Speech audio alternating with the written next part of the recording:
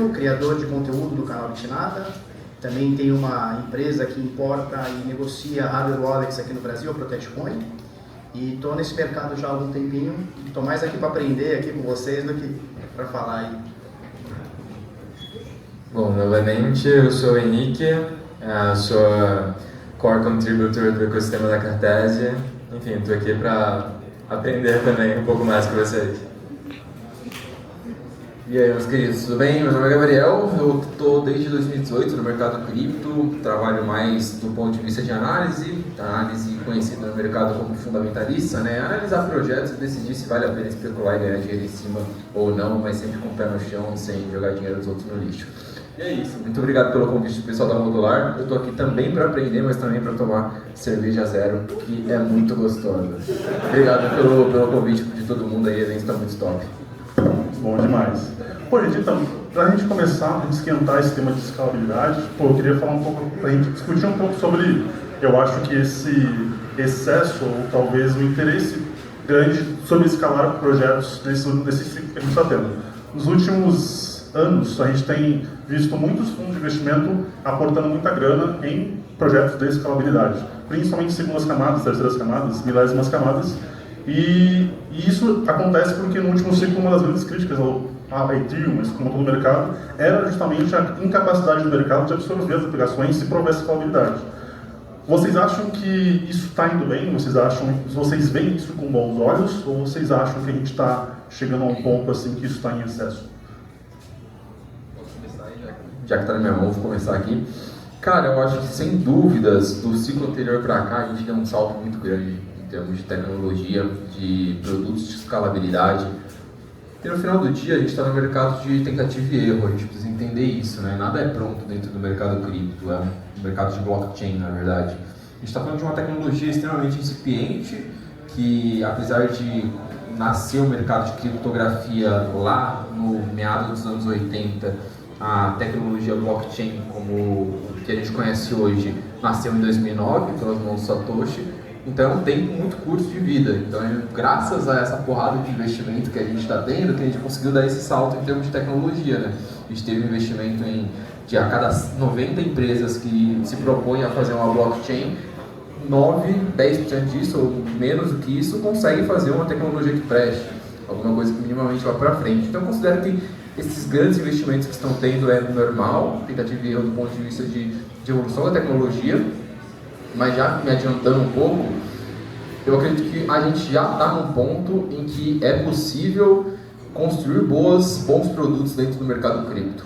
E a gente não estava nesse ponto em 2021, porque em 2021 uma das principais pautas, eu digo 2021 porque foi quando a gente teve o primeiro grande salto de usabilidade de usuários dentro de cripto, entre 2020 e 2021. E a gente teve grandes problemas de escalabilidade, tanto do ponto de vista de UX quanto do ponto de vista de segurança, que são duas coisas que se comunicam. Então a gente teve, vou usar um grande exemplo do principal produto, que foi o grande produto do último ciclo, que passou por esses dois problemas, que foi o X Infinity, na minha visão, tá? Em termos de números de usuários. Cara, o X Infinity, ele teve um grande problema de escalabilidade dentro da Ethereum em 2020. Ele começou a ganhar tração, ele começou a ter problema de taxa, ele resolveu criar uma blockchain própria, uma sidechain. E aí foi quando o X Infinity como jogo, como produto, se lançou e teve a sua porrada de usuários e logo depois passou por um grande hack. Então a gente teve problema do ponto de vista de escalabilidade, problema do ponto de vista de segurança. Eu vejo que a gente está bem mais próximo, em um espectro de 0 a 100, eu diria que a gente estava em 10% no último ciclo, em termos de o que a gente tem em termos de tecnologia é capaz de abraçar questão de dezenas de milhões de usuários dentro de cripto e ser possível criar um produto excelente. Hoje eu digo que a gente já está 60, 70, entendeu? Obviamente, a gente está muito longe da experiência de usuário dentro de Web2, mas do ponto de vista de tecnologia, hoje eu como analista, não sou desenvolvedor, mas eu hoje como analista e como usuário de cripto principalmente, eu vejo que a gente deu um salto muito grande dos últimos 3, 4 anos para cá. E foi muito por conta também desses investimentos, né? Tentativa e erro, a maior parte das coisas não vai dar certo, mas o que dá certo coloca o mercado em outro patamar. Hoje eu vejo que a gente está em outro patamar e está pronto para chegar um pouquinho mais próximo do mainstream e ter bons produtos, tá?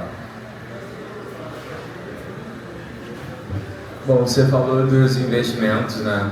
E tudo isso tem um porquê, né? Quando a gente pensa em adoção em massa, né?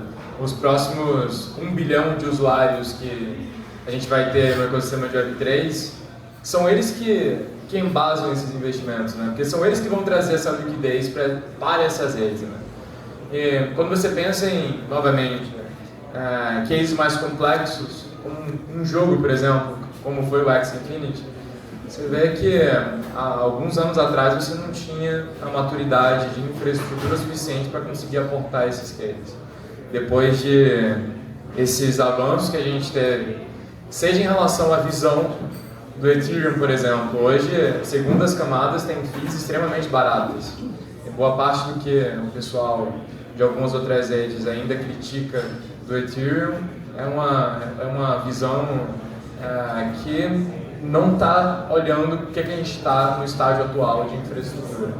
Então, se eu acho que isso daí está saturando, eu acho que ainda tem muita coisa para amadurecer em questão de aplicação. Se eu mandar a minha mãe, que não entende com o que eu trabalho até hoje, tentar interagir com alguma dessas aplicações aí, primeiro ela vai me xingar, segundo que ela vai provavelmente ser roubada, terceiro que ela vai perder as chaves dela.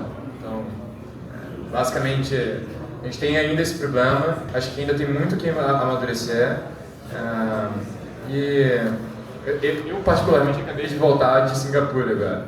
Então, o pessoal lá, o principal ponto deles era tentar deixar, no principal dos maiores panels que teve, era tentar deixar o máximo liso possível essa interação que a gente vê hoje, que está, tudo bem, eu consigo interagir, vocês conseguem interagir, mas, sei lá, a pessoa média, o afegão médio ainda fica muito perdido.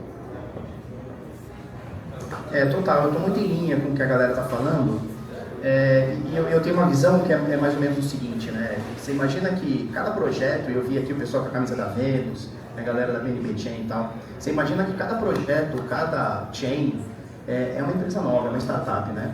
E essa galera está brigando pro mercado, do mesmo jeito que você como analista está brigando, você como coder está brigando, eu como produtor de conteúdo também estou brigando. Existem hoje, cara, centenas, acho que milhares, né? A gente fala milhares de projetos aí que estão tentando ganhar aí o teu lugar, né? Teu espaço ao sol aí. E assim, como consumidor desses produtos, eu acho maravilhoso. Porque olha a evolução que a gente tem hoje, né? A gente falando aqui de 2021, olha como os devs, né, estão muito mais fáceis de você usar hoje, muito mais seguros, tem o efeito Lynch também, mas muito mais seguros do que 3, 4 anos atrás. Vamos até um pouquinho mais, vamos botar ali 2020, 2019, 2020, o início de tudo ali. Hoje você consegue, concordo plenamente, se eu botar minha mãe hoje para fazer, ela vai me dar um tapa, vai me xingar. Mas talvez há 4 anos atrás ela me desse uma porrada antes de me xingar, né? Então acho que, estou muito em linha com a galera, acho que o usuário final ganha muito com isso e, cara, eu acho que é muito legal a gente ver esse tipo de evento, cara, e essa galera toda aqui, porque talvez daqui 20 anos a gente vai olhar para trás e vai falar assim, cara, olha como isso aqui tá fácil hoje, como a gente usa o Google, como a gente usa o Hotmail, o Gmail usa mais, como a gente usa o Gmail.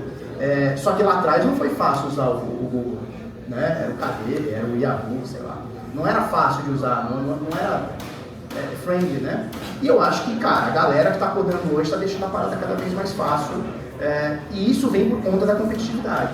Se a gente não tiver mais empresas, mais startups, DApp, chame como quiser, tá? Se a gente não tiver cada vez mais desses caras fazendo, a gente vai se estagnar. E o mercado está sempre em evolução, a tecnologia está sempre em evolução, e, cara, eu só vejo daqui para frente melhor. Assim, eu estou muito satisfeito como está hoje, claro, né? Não estamos como a gente gostaria, mas estamos satisfeitos como a gente está hoje, cara, e tenho certeza absoluta que nos próximos 10, 20 anos, a gente vai olhar para trás e vai dar risada.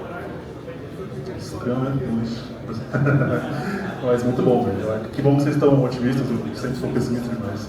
Peço desculpas. Mas eu acho que, eu concordo com vocês, eu acho que a gente melhorou muito no ciclo passado, era horrível mexer no ciclo passado, mas eu tenho minhas ressalvas quanto a esse investimento. Mas sobre as segundas camadas então, sobre a tecnologia em si. O Henrique falou uma palestra dele, inclusive muito boa palestra, sobre a Cartese em si. A gente sabe que no mercado cripto, quando a gente faz escalabilidade, é uma palavra meio abstrata, porque as tecnologias que viabilizam isso são diversa, a gente tem vários stacks, vários CDKs, e eu queria saber, tipo, como a gente tem a tese, cada um talvez tenha seu ponto de vista, tanto de investimento como a questão de nova análise tecnológica, qual é a stack ou qual o produto que vocês têm mais interesse, que vocês acham que pode prosperar no futuro? E aqui eu peço uma visão, tipo, sem viés, sem enchilar a bag, digamos assim. Tipo, qual é a visão de vocês como tecnologia que vocês veem pro futuro, assim? Vocês acham que segundas camadas podem ser a resposta e que o endgame seja esse? Ou talvez a Solana, que nesse ciclo tem performado bem, e não como ativo só como atrair usuários, usabilidade, pode prosperar como uma blockchain monolítica que vai dominar tudo? Cara, eu acho que tudo é um trade-off, né? Segundas camadas são excelentes, porque se a gente deixar tudo como está na Ethereum, a gente já viu no ciclo passado que não tem como. E se a gente trouxer, como a turma falou, o próximo 1 bilhão de usuários na rede Ethereum, não vai ter como. Já não está tendo como hoje e vai ser menos ainda. Por outro lado, toda vez que a gente fala de uma segunda camada, a gente abre um pouco a mão da segurança. É questionável, eu sei, mas a gente abre um pouco a mão da segurança.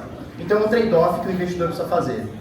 Sendo muito justo, muito honesto, eu não quero hoje fazer um swap e pagar $40 na rede Ethereum. Eu prefiro hoje entrar na rede Base, que até tem uma liquidez, está crescendo a liquidez, e eu pagar, sei lá, 2 centavos, sabendo que ali existe algum ponto de centralização, ou até uma própria rede Binance, como falei agora há pouco. Talvez eu prefira pagar 8 centavos para fazer um swap, sei lá, na PancakeSwap, do que pagar, sei lá, cara, uma fortuna na Uniswap para fazer na rede Ethereum. Então, assim, entendo que segundas camadas são, não que a BNB seja uma segunda camada, enfim, mas entendo que segundas camadas são extremamente importantes, só que a gente tem que ter essa ressalva, e o investidor ele tem que saber onde ele está colocando o pé. Rede Ethereum é rede Ethereum, rede Base é rede Base. Não dá pra gente achar que a segurança é a mesma, não dá pra gente achar que o preço é o mesmo, que tudo. Não, a galera grande está na rede Ethereum. Se você quiser ter um pouquinho mais sei lá, de escalabilidade, um pouquinho mais de preço ali, aí você pode ir para uma segunda camada. Eu estou extremamente bullish com segundas camadas, eu utilizo sem problema nenhum, principalmente as mais conhecidas, né? Então eu utilizo bastante ali a rede Arbitrum, a própria BNB, que não é uma segunda camada, mas enfim, ela é como se fosse uma alternativa ao Ethereum, né? Imagino, ela tem a sua segunda camada, né? Ao PBNB, né? Que vem da OpenStack, né? Da Optimism e tal. Mas eu uso bastante, principalmente rede Base e rede Polygon, que obviamente não é uma segunda camada, é mais ali o pessoal chama de sidechain e tal. E prefiro pagar ali centavinho para fazer uma transação, entendendo todos os riscos, do que pagar $40 num bico para fazer um swap.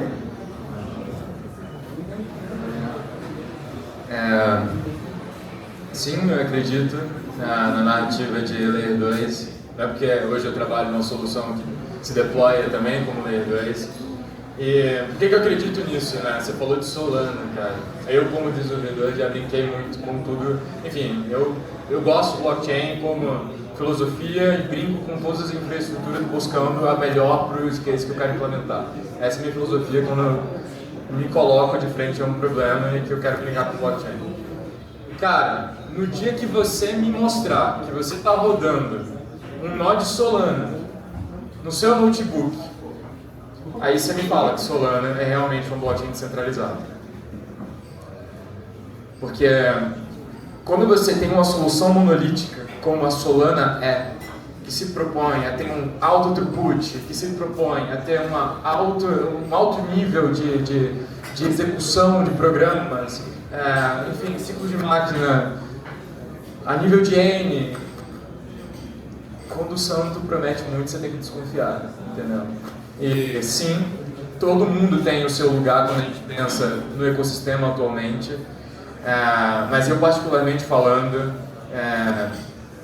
o Ethereum se propõe e promete mais uma vez descentralização e segurança. A escolha que eu acho que não vai ter mais volta, sim, é a escolha de Layer 2. No roadmap que está sendo implementado, a gente está vendo avanços exponenciais na usabilidade e na experiência do usuário. Você falou de cases, acho que enquanto essa experiência do usuário aumenta exponencialmente, os usuários começam a ser uma API demais, né? Então, eu acho que games é uma narrativa muito interessante. A própria Base está investindo muito nessa nova narrativa. Você vê outros ecossistemas investindo muito. Eu particularmente acredito internamente dentro da Cartese, a gente tem a nossa própria solução, que são do Paraland Games. Eu acho que uma outra narrativa que vai prosperar em algum momento a nível de aplicação, que eu particularmente acredito muito. Eu faço engenharia de computação, então gosto muito de mexer com hardware. Eu acredito muito na narrativa de PIN como solução que vai trazer a próxima leva de usuários também. Então, basicamente isso da Nova Review. Boa, top demais. Mano, eu vou tirar meu jaleco de investidor, vou colocar o jaleco de usuário, tá? Pra dar essa distinção muito grande aí. Não tô falando do que eu acho que vai valorizar mais, ou compre esse token e seja feliz, nada disso. Eu acho que cada vez mais a gente está chegando num ponto, e a gente vai chegar nesse ponto provavelmente ao longo dos próximos 3, 4 anos, em que blockchain vai virar commodity, do ponto de vista de que não vai ter tanta diferença tecnológica entre cada uma delas. A gente vai chegar nesse ponto em algum momento, a gente já está cada vez mais caminhando para isso, em que todas elas vão chegar num grau de maturação, seja desenvolvendo sua própria tecnologia ou copiando a tecnologia do amiguinho, em que, no final do dia, todas elas vão aguentar uma aplicação com 30 milhões de usuários usando todos os dias aquela parada, entendeu? Em algum momento a gente vai chegar nisso, porque a gente está investindo muito dinheiro para chegar lá, ao menos que todos esses times que estão desenvolvendo muitas blockchains sejam extremamente competentes, o que eu não acredito que seja a realidade do mercado, a gente vai chegar nesse ponto que blockchain vai virar commodity. E eu vejo cada vez mais, na verdade, lá fora sendo trazida essa narrativa para dentro do mercado, né? Cara, beleza, blockchain está virando commodity. O que a gente tem hoje, e eu vou traçar um paralelo, eu não vou tentar ser muito técnico, mas eu vou traçar um paralelo com o mercado tradicional. Hoje todo o mercado de software, que basicamente, sei lá, software de celular, sistema operacional de celular, de computador e de N outras coisas, o que a gente conhece mais são esses, mas tem vários outros tipos de software que são utilizados para diversas outras aplicações mais de uso pesado, principalmente de desenvolvimento. É muito difícil você ter 3, 4, 5 sistemas operacionais muito bem difundidos. Normalmente você tem 2 sistemas operacionais muito grandes, que pegam 80% do mercado, que os usuários mais usam, e você tem tipo, um terceiro sistema operacional ali, mais ou menos usado. Então a gente tem dentro do mercado tradicional, sei lá, Windows, iOS e Linux, por exemplo, casos de uso completamente diferentes. Então, é de se acreditar, se o mundo continuar sendo igual ao mundo sempre foi, do ponto de vista de software, de tecnologia, que a gente vai seguir um caminho parecido com blockchain, porque blockchain é software, né? Então, por que acontece isso, tem essa concentração? Por conta de efeito rede, né? O usuário fica acostumado a usar um sistema operacional e você consegue atrair uma porrada de desenvolvedor também. Então a gente tem uma porrada de gente que provavelmente sabe desenvolver em Solidity. Por quê? Porque é a maior, ponto final. É a melhor? Não, é a maior. Então, o Windows ganhou o espaço que ele tem hoje, obviamente por conta de tecnologia, mas posicionamento lá atrás. Então, é natural acreditar que o ecossistema EVM, ele vai continuar sendo o maior ecossistema. E dentro de usabilidade, eu acho que hoje as segundas camadas já estão no ponto ótimo. Já estão no ponto ótimo e conseguem resolver problemas muito facilmente. A Base, por exemplo, cara, pô, se os caras têm algum problema, eles só tacam mais computador lá para executar as transações e bola para frente, entendeu? A gente já chegou num ponto não perfeito, mas num ponto bom em termos de usabilidade para segundas camadas. Vou fazer mandar meu shout-out aqui para os nossos amigos patrocinadores aí, a Arbitrum também, cara, tá num patamar absurdo em termos de tecnologia.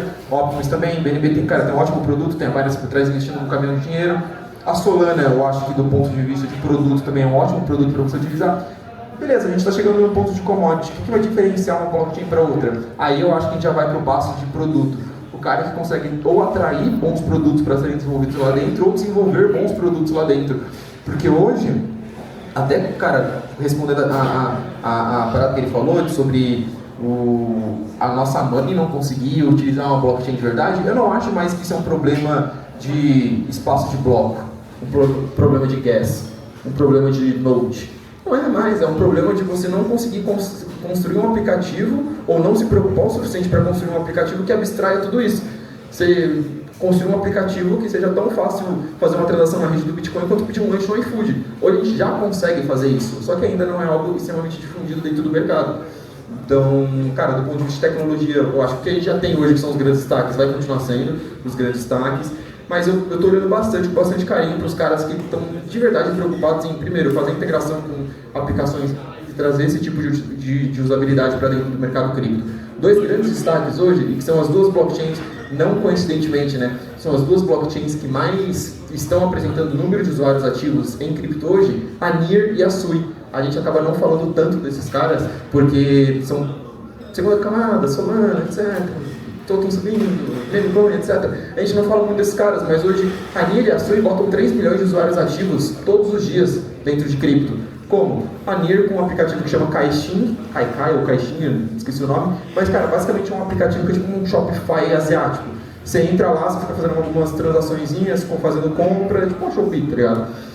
O cara nem sabe que ele tá usando a NIR, não tem a menor ideia. Eles fizeram esse tipo de integração. Telegram, porra, esqueci de falar do Telegram. Telegram, você consegue usar uma porrada de mini-apps, uma porrada de joguinhos, você não tem nem a menor ideia de que você está usando blockchain, entendeu? Então, eu estou olhando mais para isso nesse momento, tentando ficar mais otimista do ponto de vista, menos do ponto de vista técnico, mais do ponto de vista de produto. Muito bom, ótimas respostas.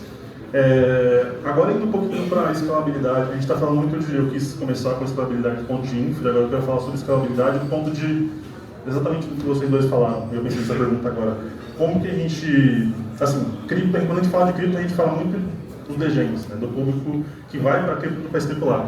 Esses dias a gente estava conversando sobre as bets e a galera estava falando que várias casas de bets estão tirando o cartão de crédito Pix para assim, piorar a UX, para diminuir a acessibilidade às apostas. Então, tipo, eles têm que dificultar a galera para eles apostarem, porque isso está afetando o Brasil como um todo. E em cripto, a gente pode colocar todas as opções de pagamento possíveis, que a gente ainda tem essa dificuldade de a gente conseguir atingir o mass adoption, que a gente tanto ora para conseguir.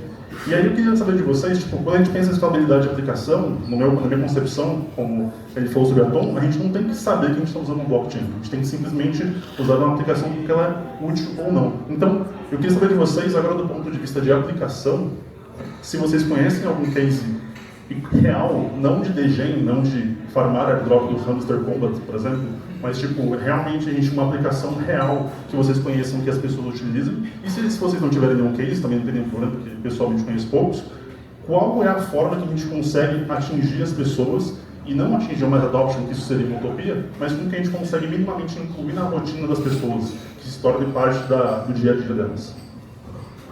Boa pergunta, velho. Boa pergunta. Ainda a gente está muito restrito nos casos de uso financeiro, né? Como ganhar dinheiro. Eu ia falar polymarket, mas no final do dia polymarket. Pode ir embora, acabou a palestra. No final do dia polymarket é um pet, tá ligado? Polymarket, pra quem não sabe, hoje, se eu não me engano, é o maior aplicativo, né, de cripto em termos de número de usuários, número de transações, que é um mercado de preditivo, né? Um mercado de aposta, basicamente, que você consegue apostar até se a Taylor Swift vai ficar grávida esse ano ou não. É um bom mercado, cara, é um bom mercado, eu faço várias apostinhas lá. Mas no final do dia é um caso de uso financeiro, né? É especular, é degeneração. Então, eu acredito de fato, dado interessante, muito boa pergunta, esse trimestre foi o primeiro trimestre na história de cripto em que o principal setor, grupo de apps mais utilizado em cripto foi aplicativos sociais. Aplicativos de social. E vocês não devem conhecer nenhum aplicativo social dentro de cripto, porque de fato não são aplicativos de cripto, são aplicativos Web 2. Então a Sui, por exemplo, que eu falei, 3 milhões de usuários ativos por dia. Na verdade eu acho que o número é um pouquinho menor, 1,5 milhão, alguma coisa do tipo. Um dos principais aplicativos sendo utilizado é um aplicativo que chama Record, igual Record, de gravação, que é tipo um TikTok da Índia. É um TikTok, no final do dia é isso, tá ligado? Você consegue assistir um monte de videozinho, ficar mandando vídeo pros amigos e o cara consegue rentabilizar em cima do vídeo dele também. Tem 1 milhão, alguma coisa, milhões de usuários ativos na Índia e é na blockchain da Sui. Algo bem interessante. Tem esse daí da NIR que eu te falei. Eu tô falando de aplicações que eu conheço em termos de nome, número e que hoje são grandes destaques, mas a gente sabe que esse tipo de coisa muda muito rápido dentro do mercado cripto. Esse movimento de que nos últimos trimestres o principal grande destaque dentro de cripto foram aplicativos sociais, eu acho que é a principal tendência para a gente trazer de fato usabilidade em massa, porque hoje o que mais tem usabilidade dentro do mundo e as pessoas mais utilizam na internet é tempo de tela, assistindo conteúdo, assistindo mídia e rede social.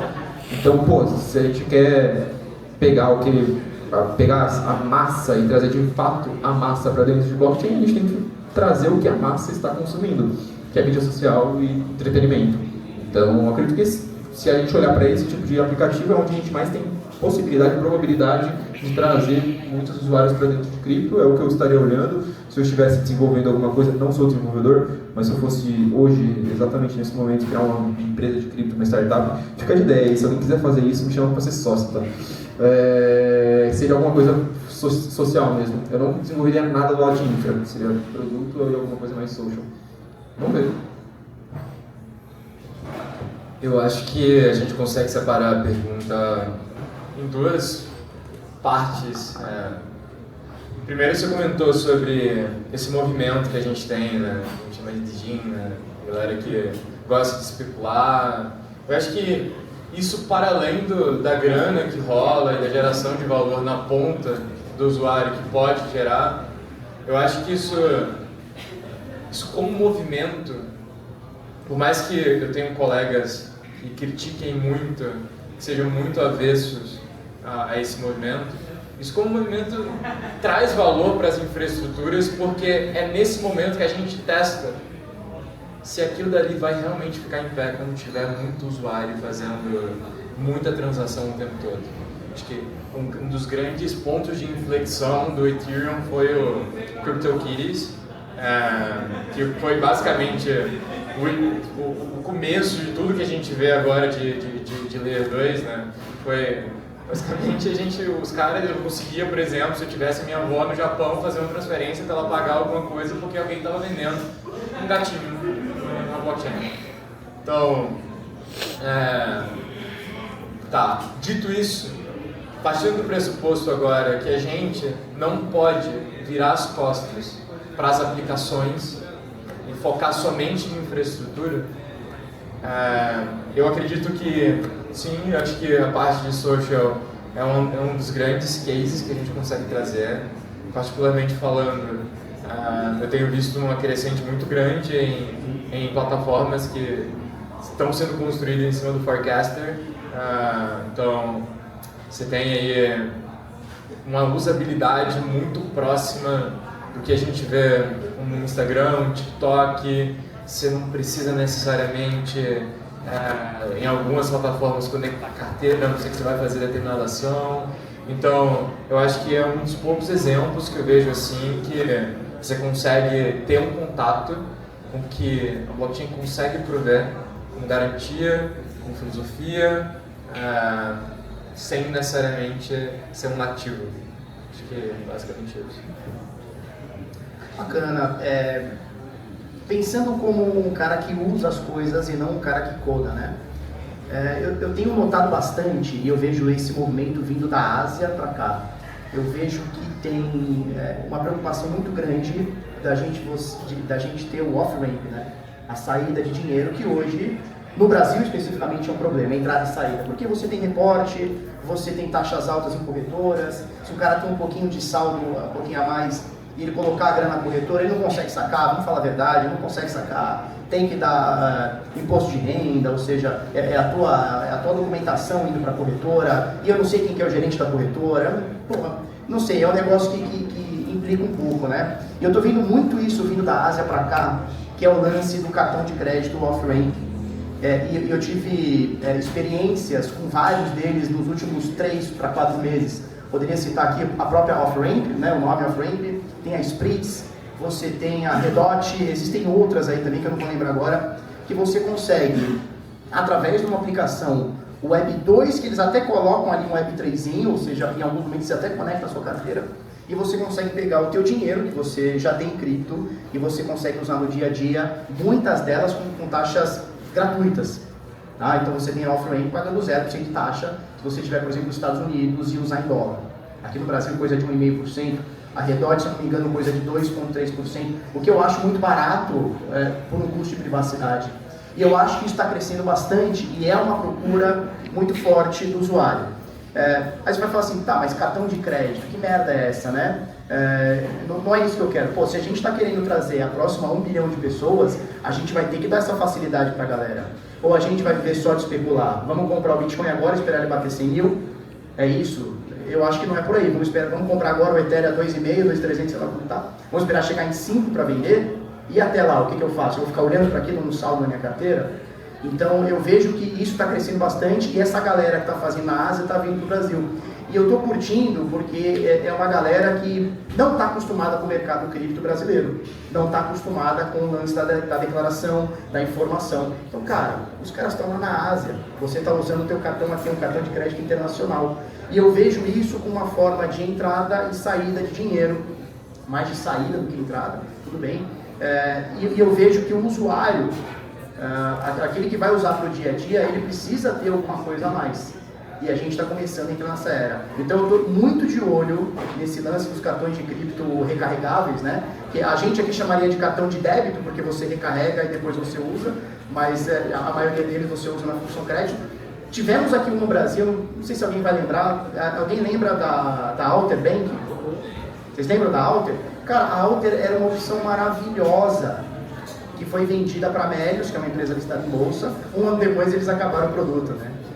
E assim, o usuário cripto brasileiro gastava o dinheiro, passava por BRZ, que era uma stablecoin de real, ia pela rede BNB, não gastava taxa, não gastava nada, taxa zero, ou seja, você passava um real, passava R$1, era maravilhoso. Cashback em Bitcoin, maravilhoso, e era uma época pré-instrução normativa 1888, ou seja, não tinha reporte, ou estava no início, eu acho que ainda nem tinha reporte, né? Então assim, cara, o cara fazia dinheirinho ali no DeFi, ou tinha em cripto alguma coisa, ele passava pela rede BNB, trazia em BRZ, jogava no cartão, utilizava, velho, lindo. E isso foi sendo ceifado, né? E eu vejo que essa é uma coisa que o usuário precisa muito, né? Nossa. O Felipe falou uma parada que eu pensei aqui agora, literalmente agora, e a gente, assim, eu acho que é uma consequência se a gente conseguir atingir isso, mas quando a gente fala de escalabilidade, a gente pensa em mais pessoas entrando no mercado. E, na minha opinião, talvez vocês compartilhem comigo, acho que a gente não vai ver as pessoas entrando para comprar um NFT ou tradear um Bitcoin. Vai ser literalmente as coisas que vocês mesmos mencionaram aqui, aplicações sociais, cartão de crédito. E quando eu penso nisso, eu penso que as pessoas não vão ter a mesma experiência que a gente teve anos atrás quando a gente entrou no mercado. Então nós não vamos ter a mesma preocupação com uma seed phrase, com uma chave privada, com autocustódia. E aí eu queria perguntar para vocês o que vocês acham, e eu sei que isso talvez seja muito cedo porque a gente nem atingiu isso ainda, mas eu acho que se a gente escalar pensando nas consequências disso, talvez a gente consiga escalar de forma mais inteligente. Então, para vocês, o que vocês pensam dessa nova geração de pessoas que está vindo através de aplicativos da Tom ou através de aplicações sociais, onde a maioria das pessoas talvez não vai entender que está usando blockchain por trás, o que é positivo porque isso escala mais rápido, mas ao mesmo tempo a gente vai ter essa nova geração de pessoas que simplesmente não vai ter essa noção e essa questão nem ideológica, mas realmente de segurança. Assim. Cara, a tua pergunta é muito boa, porque da mesma forma que a gente tem catalisadores, como por exemplo você citou a rede Tom, que tem uma capilaridade absurda, né? Quer dizer, quantas centenas de milhões de pessoas no mundo utilizam o aplicativo do Telegram? Né? Eu acho que deve ser casa de centenas de milhões de pessoas no mundo. Então ele tem uma capilaridade muito grande. A blockchain do Telegram, a Tom, né? Ela tem uma capilaridade muito grande de embarcar muita gente. E a gente viu isso na memecoin que eles trouxeram agora, mês passado, esse mês, né? A Dogs, né? Eles trouxeram uma memecoin, cara, que todo mundo que tinha Telegram conseguia ganhar. E às vezes o cara nem sabe o que é cripto, ou ele ouviu um político falando que cripto é ruim, que não sei o quê. E o cara foi lá, baixou, ganhou um dinheirinho, vendeu, mandou lá para Binance, criou uma conta na corretora e ganhou um dinheiro. Falou, peraí, isso aqui é interessante. Então é uma forma da gente abarcar muita gente. E se a gente, de novo, né, para não ficar repetitivo, mas de novo, se a gente está falando na próxima 1 bilhão de pessoas, cara, a gente vai precisar desse cara extremamente leigo, que até olha com um olhinho meio de rabo de olho e fala, cara, isso aqui pode ser legal. Né?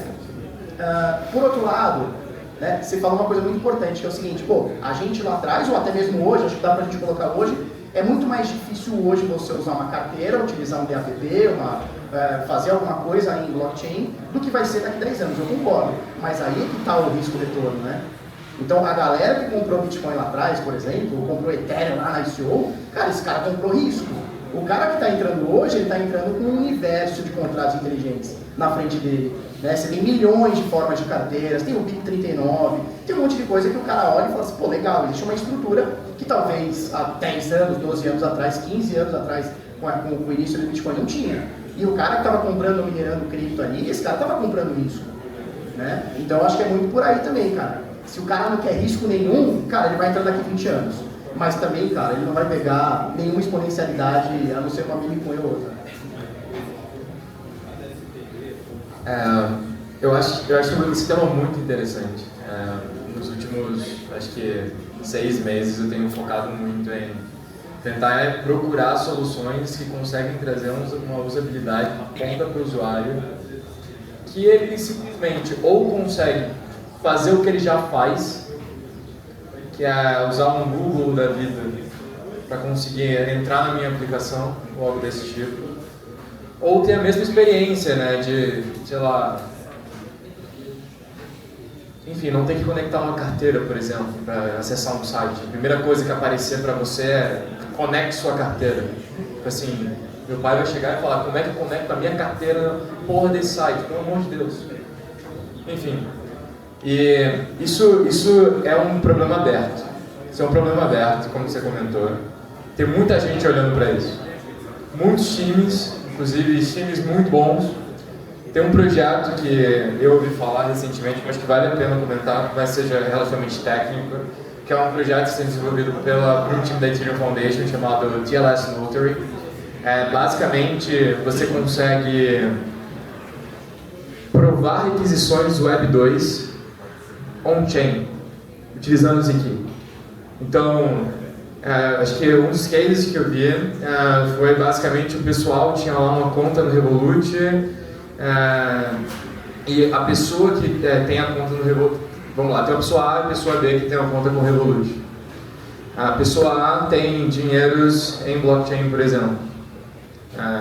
Dinheiros que me refiro a uma stablecoin da vida, por exemplo. A pessoa B quer dinheiros em blockchain, mas não tem. A pessoa A faz um contrato de escrow diante de uma plataforma lá que o pessoal fez. A pessoa B faz uma requisição que na verdade é uma transação para a conta da pessoa A, e a plataforma automaticamente pega a prova e libera um chain para a carteira, para a smart wallet dela, assim, o dinheiro para a pessoa B. Então, para o usuário, a interface dele foi a seguinte: eu fiz uma transação com o Revolut. Como é que a gente vai ver isso funcionando a nível de aplicação para um Pix da vida? Acho que vai ser nesse ponto que a gente não vai ver no horizonte o que a gente vê hoje, que é basicamente parece que esses dois mundos trabalham em gravidades diferentes, né?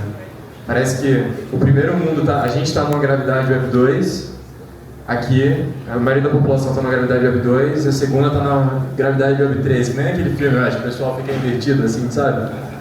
Quando é que a gente vai ver essas aplicações gerando liquidez e gerando valor juntos? Acho que é quando a gente conseguir comunicar elas na mesma interface. Acho que é basicamente esse overview, assim. Sim, eu acredito que cada vez mais a gente vai ver essas plataformas tradicionais como o próprio Telegram, que não nasceu para ser uma plataforma cripto necessariamente, embedando soluções que trazem valor. Acho que o Twitter agora está em um caminho parecido, por exemplo. Pô, top demais. Cara, isso me despertou gatilhos aqui. Sempre que eu coloco meia dúzia de cerveja na minha cabeça, eu numa brisa de pensar se cripto serve para alguma coisa a não ser mandar Bitcoin de um lado para o outro. Porque a gente fala que, pô, o TikTok em blockchain, pra que fazer um TikTok em blockchain? O TikTok funciona bem no meu celular, tá ligado? Mas aí quando acontece alguma coisa do tipo o Twitter sendo censurado lá pelo Xandão, a gente começa a entender um pouquinho a importância disso, né? Começa a entender, tipo, por que é muito ruim você depender de uma autoridade central, e tem todo um aspecto econômico também, que você criar uma rede descentralizada é muito mais barato do que você criar um servidor centralizado. Enfim, a gente vai chegar em um ponto, na verdade eu não sei se a gente vai chegar nesse ponto, tá? E aí que fica o ponto de interrogação aí se a nossa profissão tem futuro, tá? Mas eu não sei se a gente vai chegar num ponto em que vai ser de fato muito atrativo para as pessoas utilizarem aplicações dentro de blockchain. Um TikTok em blockchain, ou uma casa de apostas em blockchain, ou qualquer coisa criada em blockchain. Não sei se vai chegar num ponto que isso vai ser atrativo do ponto de vista de experiência de usuário, porque a experiência de usuário Web 2 já é muito boa. É muito boa. Para a pessoa começar a utilizar as paradas em blockchain, aplicativos reais que não tenham caso de uso financeiro em blockchain, ou a experiência vai ter que ser muito melhor, porque eu não sei se a gente vai chegar nesse ponto, ou ela vai entender por que é mais importante para ela, mais seguro, e o aspecto filosófico de utilizar a parada dentro de blockchain. O que é um problema, porque, convenhamos, boa parte da população não gosta de pensar. E vai ter que pensar muito, entender muito o aspecto filosófico daquilo e abrir mão de uma experiência muito boa na Web 2 para fazer um negócio puramente por um viés. Puramente por um viés filosófico. A gente está aqui fazendo isso desde o começo porque a gente se preocupa, entende que faz sentido isso. Mas pode chegar um momento que o negócio simplesmente não vai para frente, aplicativos dentro de blockchain não vai para frente, blockchain continue sendo simplesmente um sistema financeiro descentralizado. E ponto final. Pode ser que esse seja o futuro do nosso mercado. Pode ser que DeFi seja o futuro de cripto, e só. E não tenha mais aplicativos, porque a experiência de cripto nunca vai, tende a nunca bater a experiência de Web 2. E o público não comprar a tese descentralizada de cripto, e a gente continuar o status quo do jeito que a gente está. Pode ser que isso aconteça. Eu sempre entro nessa brisa e fico pensando, cara, será que realmente é isso? Então, fica essa pulga aí atrás da orelha. Eu não acho que se o mercado cripto for crescer, ele vai crescer por conta do aspecto filosófico. Pode ser só se a gente tiver realmente uma quebra financeira, uma nova ordem econômica mundial, e aí todo mundo começa a entender muito mais o valor de um sistema financeiro descentralizado. E aí, novamente, DeFi é o que vai se beneficiar como todo. Talvez isso mude a mente das pessoas e elas virem a chavinha de Web 2, Web 3, produtos dentro de cripto. Mas é um questionamento que eu mesmo tenho. Hoje, na minha visão, se eu tivesse que colocar minha mão no fogo e falar o que vai ser o produto matador de cripto? DeFi. É o que faz sentido hoje. Eu acho que tudo que está em cripto tem uma crise existencial. Assim. Quando você começa a entender as coisas, você entende que quase nada serve para alguma coisa. Né?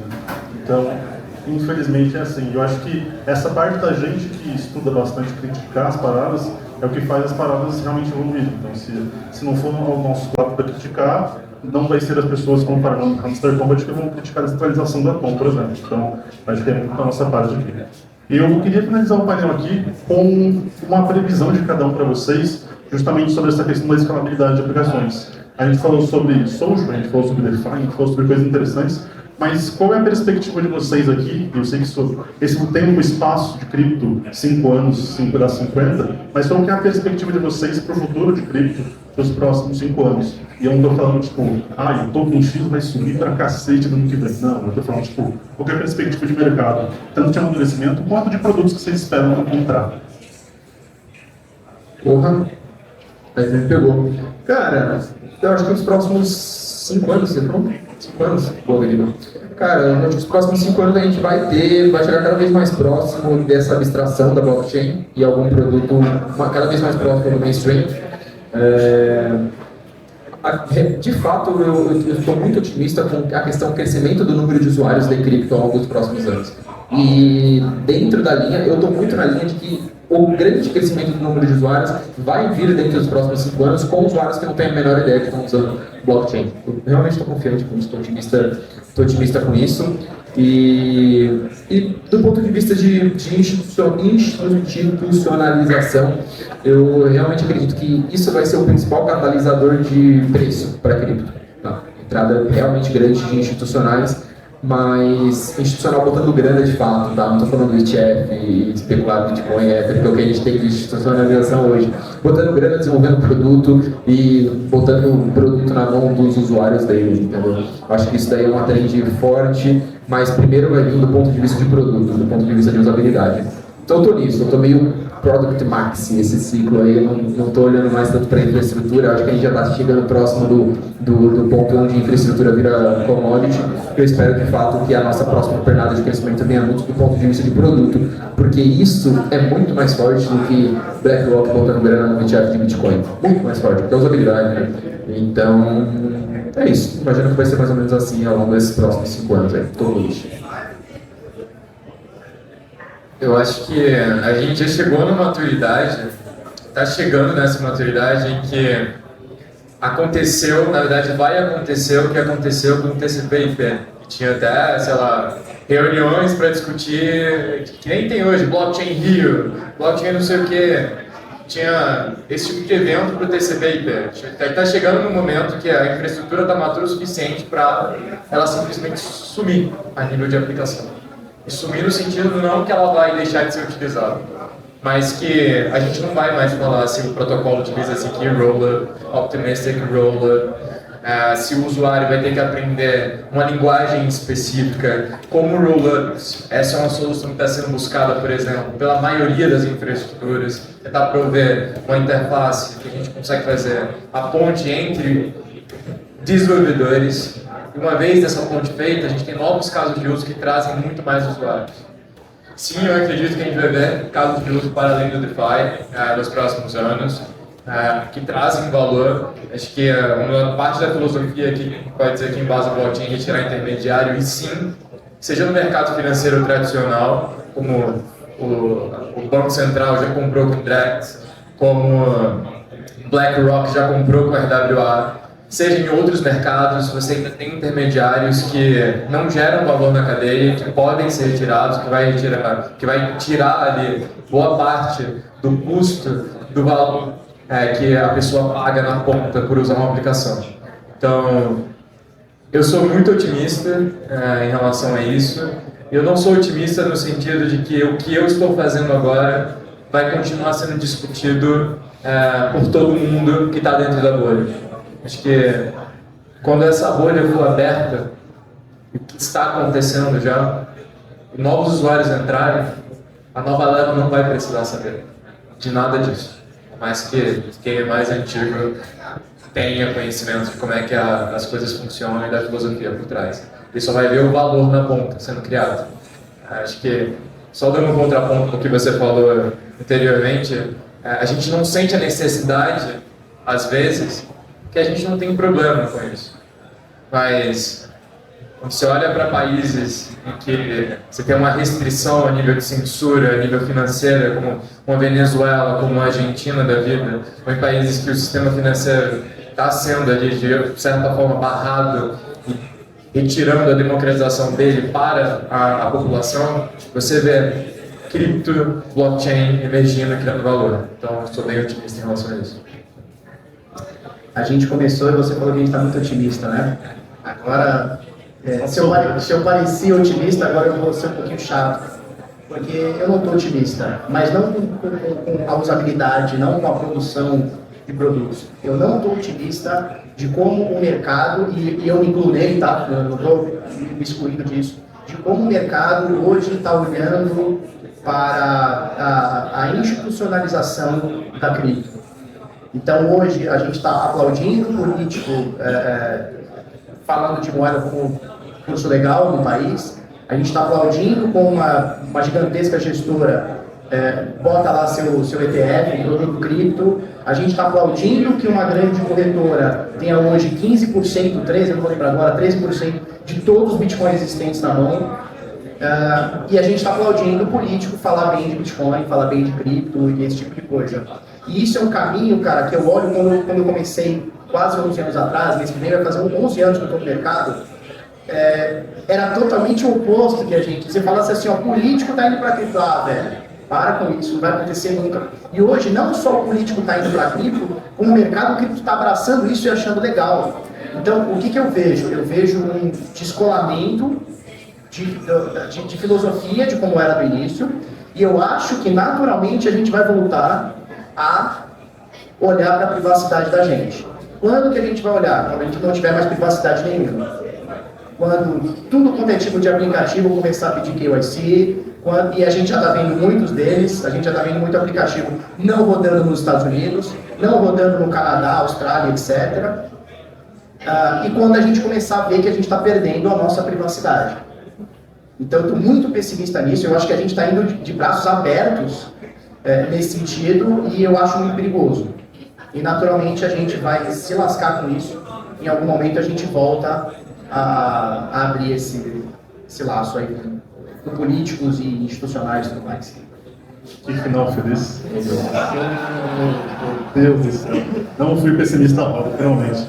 Pô, bom demais, eu concordo plenamente com você. Eu acho que tem o João da Piquenique, ele não está aqui hoje, mas eu curto bastante ele, Piquenique é um rap BR de DeFi, e a gente fala muito sobre DeFi paralelo, né? Então a gente vai ter o DeFi regulado, porque vai entrar a regulação de cripto em janeiro, a gente vai ter as VASPs, e aí vai ter o DeFi paralelo também. Boto muito nessa tese aí. Mas, gente, é isso. Pô, agradeço aí vocês que nos ouviram atentamente, e esse que são convidados.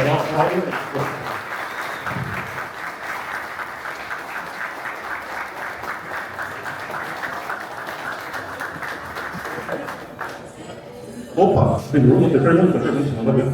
Tem microfone para ajudar? Vai.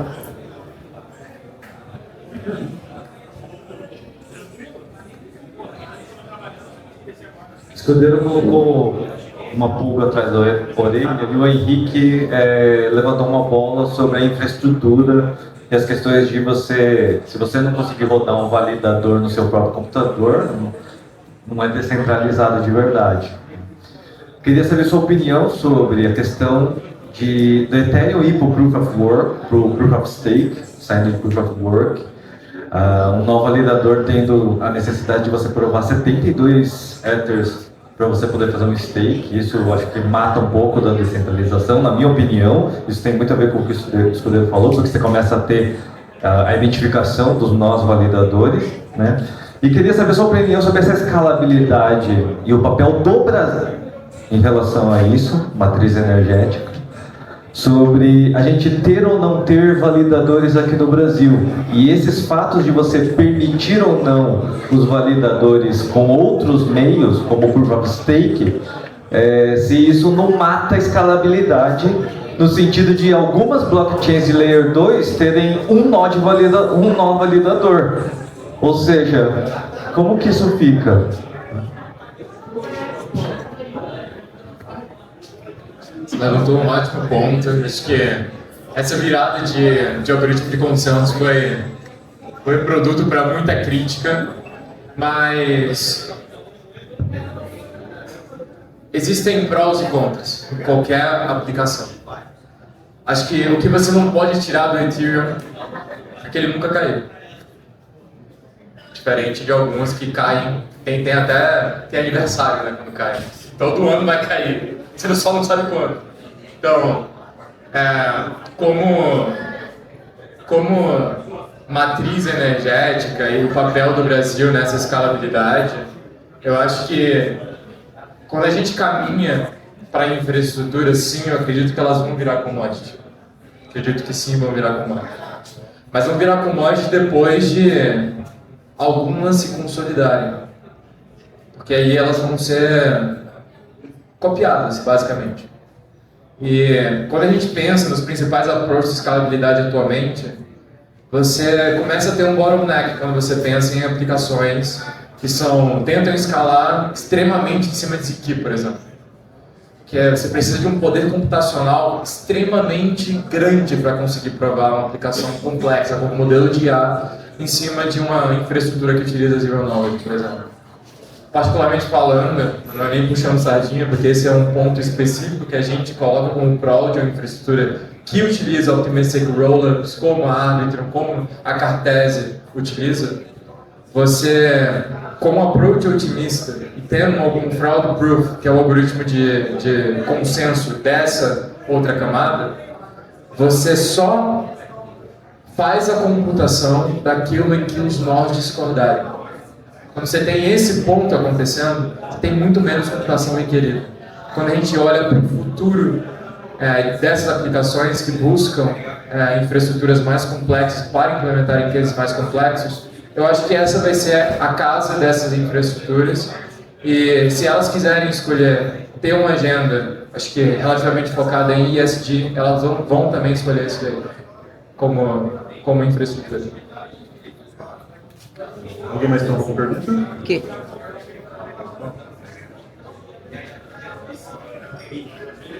Opa, a respeito do mercado NFT, o que vocês acham do... Isso aí já foi muito mais promissor, né? Hoje em dia caiu bastante. O que vocês acham do mercado NFT?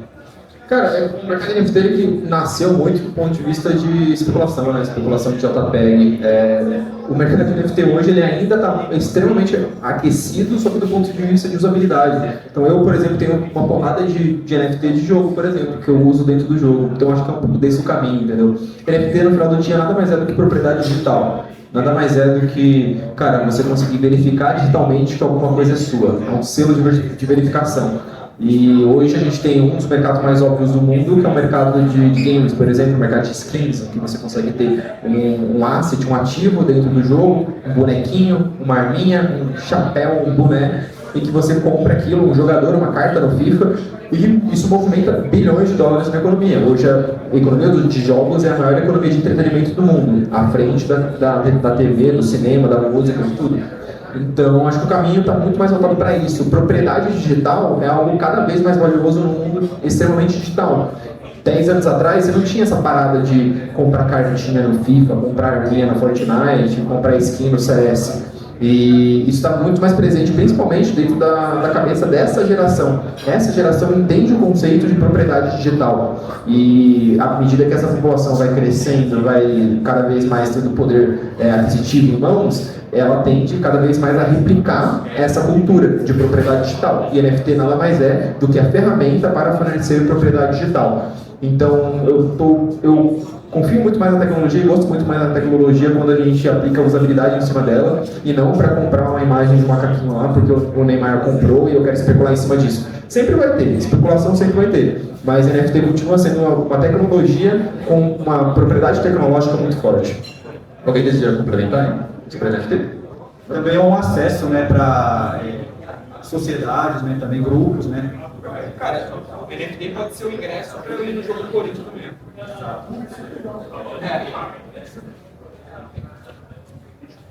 Última pergunta.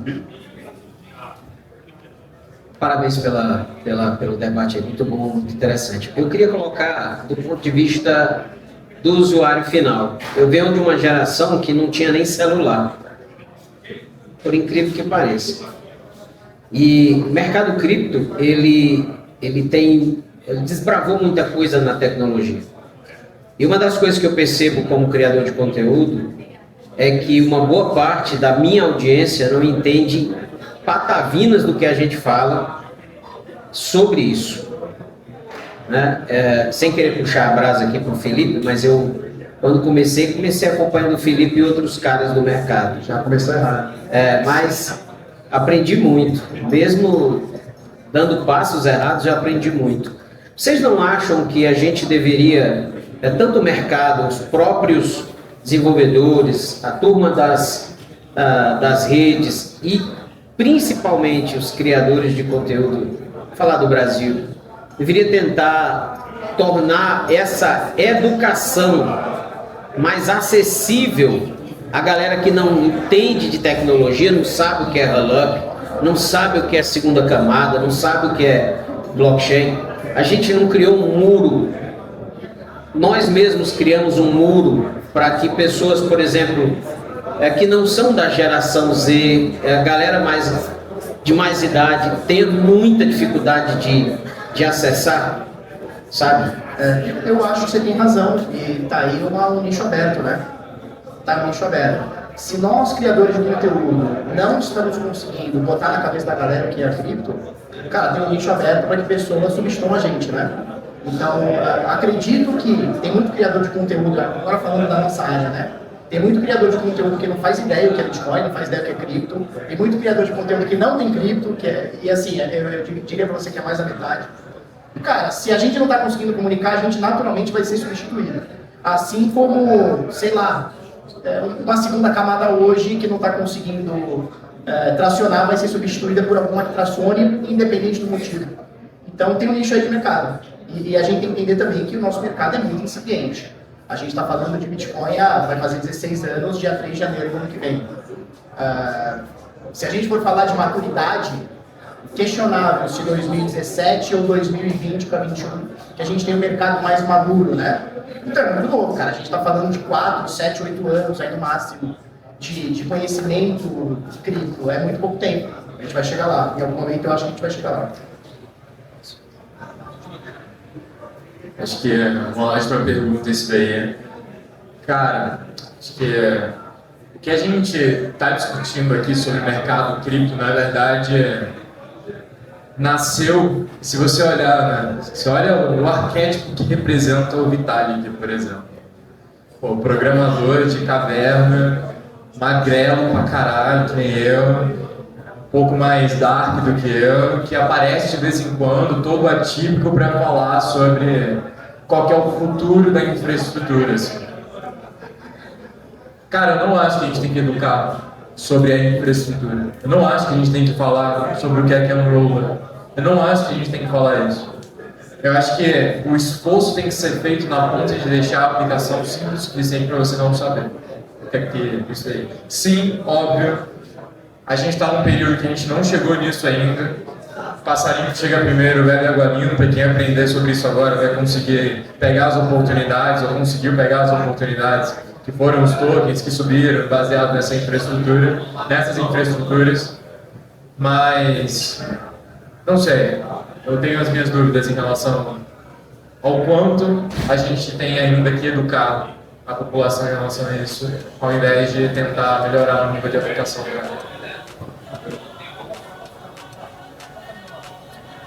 Só fazendo uma complementação, a maioria de nós aqui utiliza carro, seja dirigindo ou em Uber, e eu não faço a menor ideia de como é que funciona o motor. Meu carro hoje não tem nem mais motor, agora é bateria. Eu só uso, cara. A gente tem que transformar o mercado cripto para que as pessoas só usem. O cara não precisa saber. Se ele souber o que é uma blockchain monolítica, melhor. Mas ele só precisa ir lá, apertar o botão e resolver o problema dele. Acho que é por aí. Gente, então é isso. Obrigado aí por nos ouvir e curtam o rolê.